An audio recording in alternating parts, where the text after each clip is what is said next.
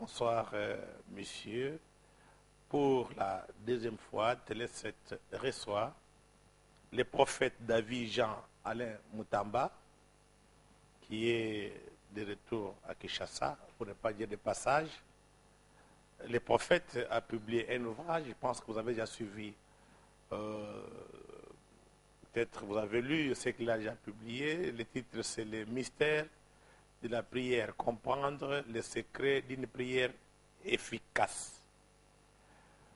Mais le prophète est des passages, est en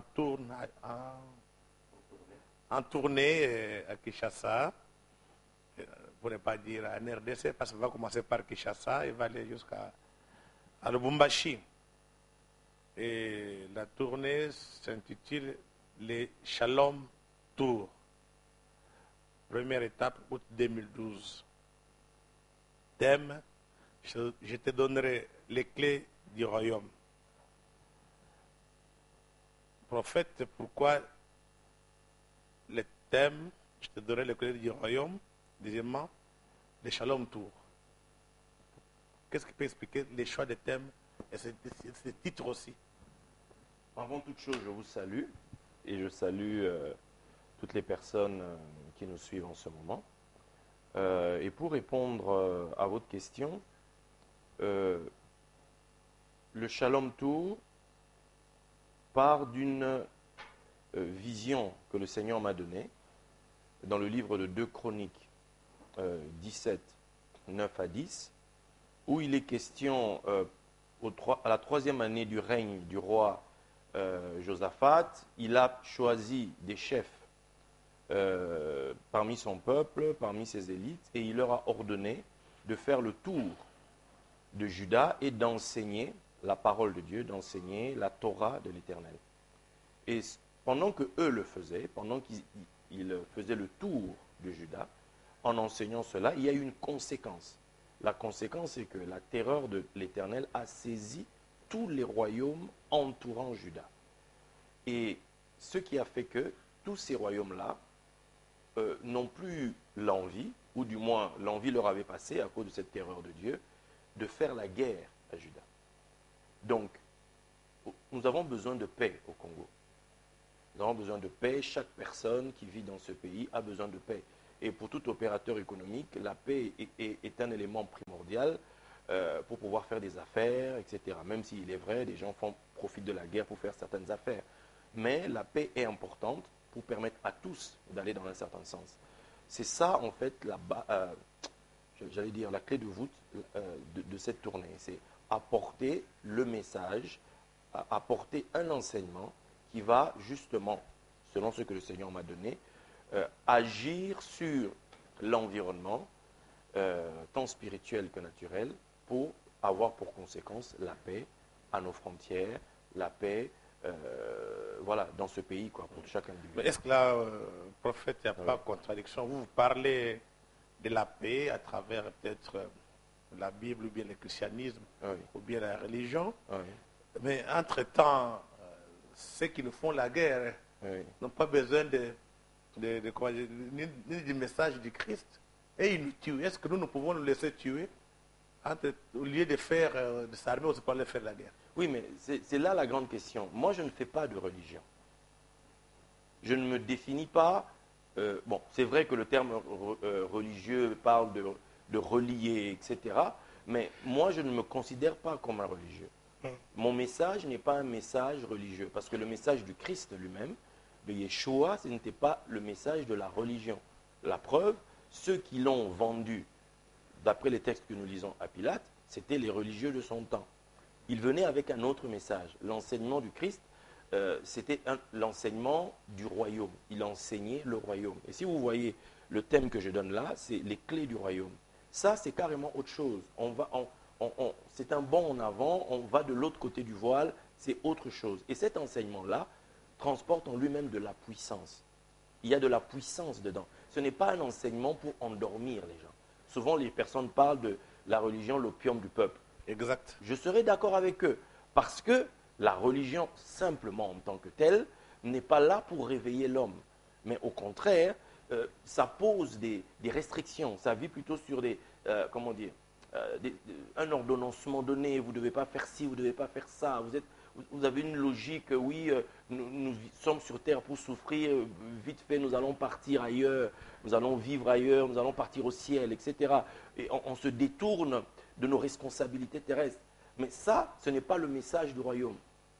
Quand j'enseigne, je n'enseigne pas à l'homme de se déresponsabiliser. Je n'enseigne pas à l'homme de perdre de vue son rôle dans la société dans laquelle il est. Quand l'homme est debout sur la terre, il est censé représenter, incarner la divinité, incarner quelque chose de la divinité, un attribut de la divinité sur la terre. Et en tant que tel, il doit commander, en tant que tel, il doit parler, en tant que tel, il doit agir dans la création. Donc cet individu-là est un individu responsable. Quand vous êtes un père de famille, vous n'allez pas dire parce que nous allons aller au ciel, vous allez laisser vos enfants mourir de faim. Non, vous avez un rôle, vous avez quelque chose à faire.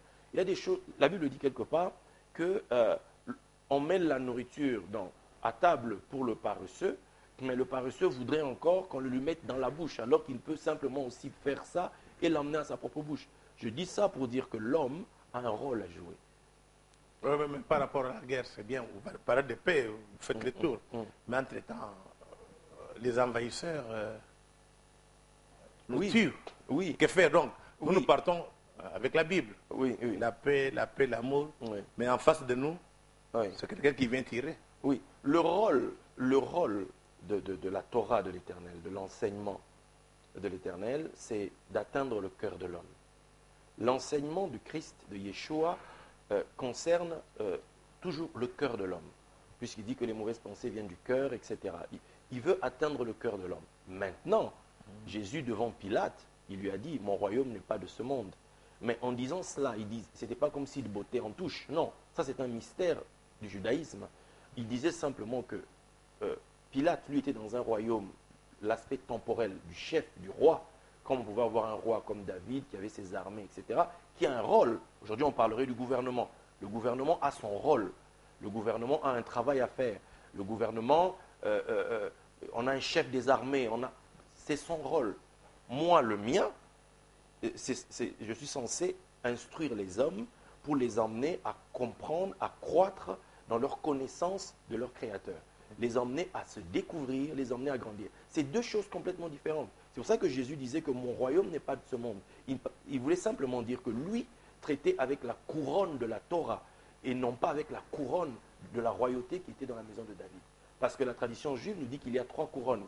Il y a celle des sacrificateurs, il y a celle de la royauté de la maison de David et il y a celle de la Torah, c'est-à-dire de la compréhension de la parole, des secrets du royaume de Dieu, c'est-à-dire de la connaissance qui est cachée dans les Écritures. Ça, c'est complètement des choses différentes. On ne peut pas soit les opposer les unes aux autres. Non, on a besoin d'un gouvernement. On a besoin d'un législateur. On a besoin de tous ceux qui permettent qu'il y ait un ordre social. On a besoin d'eux. Et eux ont un rôle à jouer. La Bible dit que le magistrat est serviteur de Dieu pour punir. Voilà pourquoi il est armé du glaive. Aujourd'hui, le glaive a bien évolué.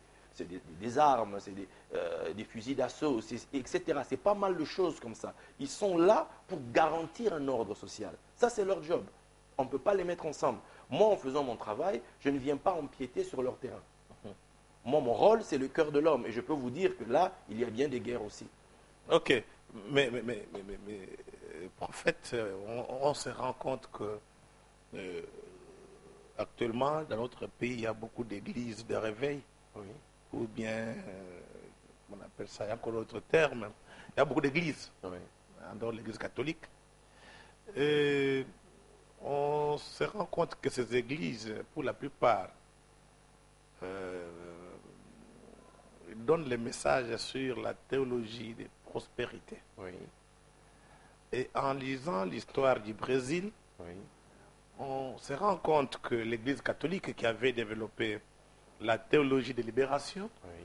a été combattue par ces églises, pour la plupart venant de l'Amérique, Oui. et par ces églises qui enseignaient la théologie de prospérité. Aujourd'hui, en Amérique latine, la plupart des pasteurs pas tous, mais une grande partie, prêchent cette théologie, mais ça leur a donné aussi l'occasion d'entrer en politique pour décourager toute situation, bien toute action de libérer les peuples.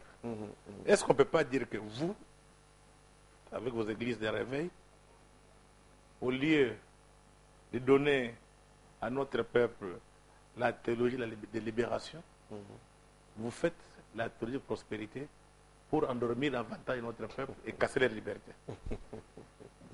Bien. Je vais répondre à cette... Je vais appeler ça une attaque. Hein, appeler ça une attaque. Mais je vais essayer de répondre le mieux possible. Vous parlez du Brésil. Est-ce que cet apport ou bien cette entrée massive de serviteurs de Dieu dans le cénacle politique, dans le Parlement, etc. du Brésil, aujourd'hui on parle du Brésil comme un pays émergent. Je suivais une émission dernièrement en Europe où des Portugais ont maintenant 2 destinations, et même pas que. En Europe, les gens se délocalisent pour aller vivre. Les Portugais veulent aller soit en Angola, soit au Brésil. Pourquoi? Parce que là-bas, on trouve plus de travail. Et ça devient même difficile à acquérir des visas, etc. Bref, pour dire qu'il y a eu un développement, un essor économique du Brésil. Est-ce qu'en cela, ça a été quelque chose de négatif? Je ne sais pas. Je vous laisse seul juge. Autre chose, la théologie de la libération, comme vous dites, c'est vrai, elle a été acceptée par qu'une partie, qu'une frange de l'Église catholique, si mes souvenirs sont bons. Je ne pense pas que Rome... Le Vatican n'était pas d'accord avec... d'accord, mais les prêtres... Certains prêtres sur le terrain voilà, avaient soutenu ces thèses-là et même avaient mouillé, comme on dit, la chemise. Bon. Maintenant, on parle de la théologie de la prospérité. Ne vous en faites pas, concernant la prospérité, même en Europe, il y a un débat à ce sujet. Bien. Maintenant, remettons les choses dans leur ordre. La Bible nous dit dans le livre de 3 Jean 2, « Bien-aimé, je souhaite que tu prospères à tous égards, que tu sois en bonne santé, comme prospère l'état de ton âme. » La volonté de Dieu pour tout homme est que l'homme prospère. En fait, la prospérité, c'est le souffle de la vie. C'est le cycle normal de l'existence. Lorsque quelqu'un prend une semence et la jette en terre, on voit un arbre pousser. Cette croissance-là, c'est la prospérité.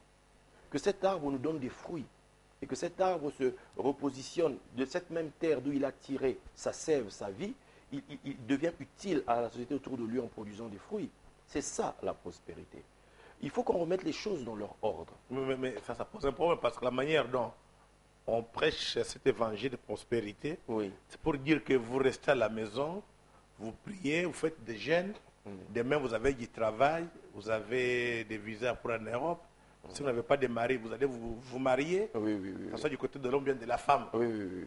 Est-ce que ce n'est pas quelque chose qui va troubler parce que la prospérité, c'est fruit du travail. Oui, attendez. On y va tranquillement. Ouais. Je pense que je suis ici pour essayer de donner une autre image, un autre visage de la prospérité. Vous disiez par exemple qu'il y a les églises qui foisonnent ça et là, voilà. Mais en Israël, à l'époque de Yeshua, de Christ, qu'est-ce qu'il y avait là-bas? Il y avait diverses écoles, diverses maîtres. Parce qu'en réalité, la Torah s'interprète à l'infini. Je pourrais peut-être en parler tout à l'heure. S'interprète. Bref, ça signifie que quand quelqu'un qui était disciple grandit et arrive au point où, à son tour, il devient un maître, forcément, il aura des disciples. Donc, forcément, il va s'éloigner de là où se trouvait son ancien maître pour aller quelque part ouvrir, je ne veux pas dire sa boutique, mais ouvrir son école. Donc, forcément, il y aura des personnes qui vont le suivre. Bien. Maintenant, aujourd'hui, c'est vrai qu'ici, on a eu une génération où, à un moment donné, Dieu a été le refuge de toute une génération. On a eu les guerres, on a eu... moi, je prends mon cas, je suis venu au Seigneur, c'était avec la fin du régime de Mobutu, du défunt président Mobutu, années 90. Vous avez vu tout ce qui s'est passé, la CNS, toutes ces périodes-là qui étaient un tout petit peu floues pour plusieurs personnes. Il y a toute une jeunesse qui s'est tournée vers la foi en Christ. Et cette jeunesse-là C'est normal, c'est le cours de l'histoire. Si des gens sont allés à l'école, ont commencé l'école il y a 6 ans, forcément au jour d'aujourd'hui, selon un certain cursus, ils seront sur le marché. Et c'est ce que l'on voit même dans nos milieux. C'est qu'il y a eu toute une génération qui s'est lancée dedans. Forcément, dans les années qui suivraient, la Bible le dit, un disciple accompli sera comme son maître. Donc forcément, en suivant un certain cursus, ils vont eux aussi aboutir sur le marché ou bien sur le terrain de la pastorale en tant qu'homme de Dieu. Et ça, il se met, les Congolais, on a plein dans le monde qui prêchent la parole. Maintenant, l'idée même de prospérité, en hébreu, tsalak, tsalak signifie aller de l'avant, avancer. Et à l'intérieur se cache autre chose, se cache l'ombre. Tsal, c'est l'ombre, et le chet, c'est le chet du mot chai qui est vivant, l'ombre vivante. On ne peut prospérer qu'en entrant dans l'ombre de Dieu. Selon qu'il est écrit, celui qui demeure à l'ombre du Seigneur, du Tout-Puissant, repose à l'ombre du Tout-Puissant. Ça, celui qui repose à l'ombre, celui qui demeure à l'ombre du Très-Haut repose à l'ombre du Tout-Puissant. Et une autre traduction dira, l'habitant du secret du Très-Haut repose à l'ombre du Tout-Puissant. La prospérité passe par apprendre la parole. La vraie prospérité, c'est emmener quelqu'un de l'ignorance à la connaissance. C'est le faire croître. Et cet individu-là va avoir un impact dans la société. Maintenant, le problème, c'est lequel? C'est que cet aspect de la prospérité n'est pas suffisamment mis en avant. On règle plus les problèmes terre à terre du quotidien des personnes. Vous savez, lorsque les personnes n'ont plus que la foi pour s'en sortir, dans la Bible, on nous dit que le tabernacle était au centre du camp. Ça signifie que Dieu était au centre de tout. Donc, pour toute chose, on se réfère au Seigneur. Pour toute chose, on se réfère à Dieu. S'il est notre berger,